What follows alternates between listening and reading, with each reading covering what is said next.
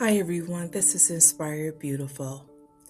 There are moments in life when the hardest thing to do is trust yourself, not because you're incapable, but because you've been disappointed, overruled, dismissed, or worn down over time.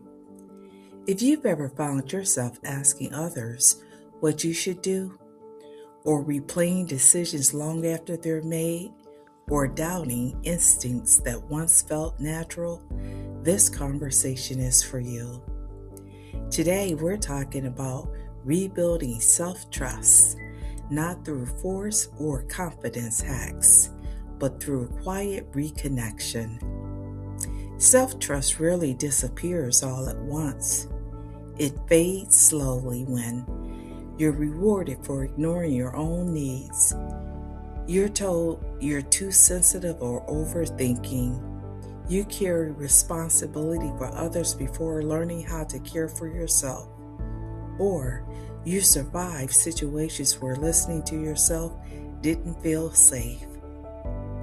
Over time, you may start outsourcing your inner authority to family, leaders, systems, or circumstances. And eventually, doubt feels normal. Self-trust is not confidence.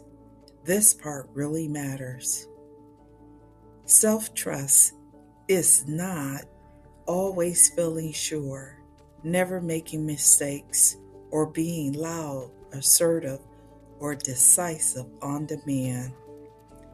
Self-trust is listening when something feels off, pausing instead of pushing through, and allowing yourself to change your mind, honoring what your body and mind are telling you. You can trust yourself and still feel uncertain. Those two things can coexist. Signs your self-trust is trying to come back. This may surprise you. Self-trust often returns quietly, not dramatically. You might notice you need less explanation for your decisions. You stop over-justifying your choices. You recognize when something is no longer aligned, or you feel relief after saying no, even if guilt follows. These are not weaknesses, they are signs of reconnection. Here are 3 gentle ways to rebuild trust with yourself. Keeping small promises to yourself, not big life changes, small, quiet follow through. Rest when you say you will, leave when something feels draining, and speak honestly, even briefly. Trust is built through consistency, not intensity. Stop arguing with your own knowing. If you sense something isn't right, you don't need immediate proof. You're allowed to pause before clarity arrives. And let your pace be your own. Healing and growth do not require urgency.